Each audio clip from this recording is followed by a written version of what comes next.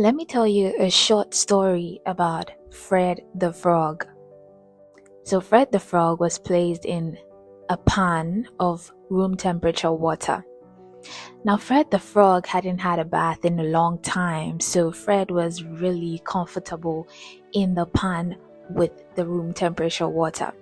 And he thought to himself, let me just stay here for a little while. Then the water started to boil, and he said, this seems like a therapy session or a sauna because I could feel the steam moving through my body. So Fred the Frog decided to stay a little longer in the pan filled with boiling water. Then the water had boiled for a while, and it started getting hotter and hotter. And then Fred the Frog told himself, I think this is the right time for me to jump out because I'm getting hot. I'm getting too hot now. But when Fred the Frog tried to jump out of the water, he realized that he couldn't. And unfortunately, he had to stay in the pan, boiled to death. Fred the Frog was comfortable in his position. I went to a bookstore with my brother, and I was looking at the books, and I saw Rich Dad, Poor Dad. I love that book. I haven't read it yet, but I love the book already. And I've listened to the audiobook. So I saw Rich Dad, Poor Dad. And I told my brother, he's like, don't buy it. And I'm saying to myself, why, don't buy it? Because it's a famous book. It's a bestseller. So I gave him a face. Because why are you saying that I shouldn't get the book? And he's like, Rich Dad, Poor Dad, everyone knows what the book is about. It's about assets and liabilities. So why would you buy it if you know what it's about? Later, I was sitting down and it occurred to me that people know what Rich Dad, Poor Dad is about. People know what they want to do in life. People know what their goals, their dreams are. People know. But they're not doing it. They're not doing it. They're not trying in any way to do it. People know about assets and liabilities. People know about budgeting and spending, expenses, investments. People know. People have heard. People have read. People have seen. But people are not doing anything about it. And then it hit me. Really, people do not want to get better. It seems a bit controversial, but think about it.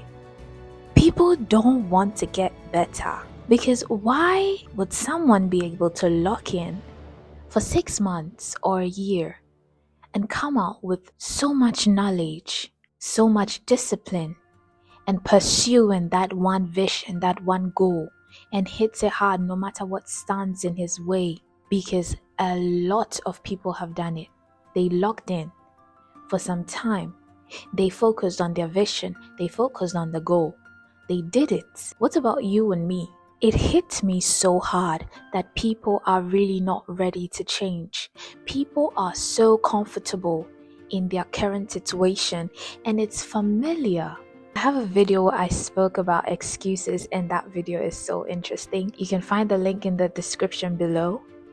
People would rather trade their future comfort and have it today than endure the pain of today for the comfort of tomorrow.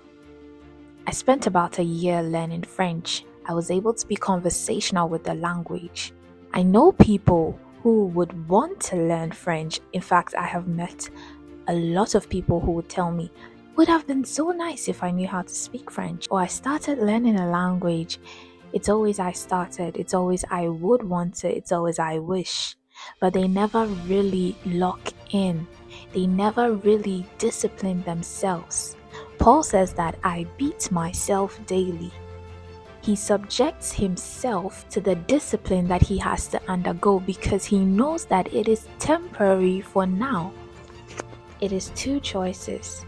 You either choose your pain today and enjoy tomorrow, or choose your enjoyment today and feel the pain tomorrow. So you should ask yourself, Are you part of the 1% that doesn't just talk, but actually takes actions towards those goals? Are you part of the 1% that is actively disciplining yourself? Or are you part of the 99%, the vast majority, the public that would rather choose comfort today, that would rather enjoy today and feel the pain tomorrow? Because no matter what, trust me, that pain would come. It's either it comes today or it comes tomorrow, and the choice is yours. People always crave the results without thinking about what actually goes into producing those results. You see someone who has a lot of money and you think, oh, this person is just lucky in life. How about thinking about the scars that they had to subject themselves to?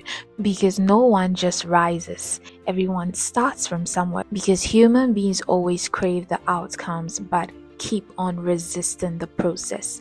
The process is what makes the gold, the process is what refines the diamond. The comfort is not for today, the comfort is for tomorrow. The pain must be endured today. And the most painful thing for you to experience is seeing someone doing what you said you would do and knowing that you had the capability of making it happen, but you just chose not to.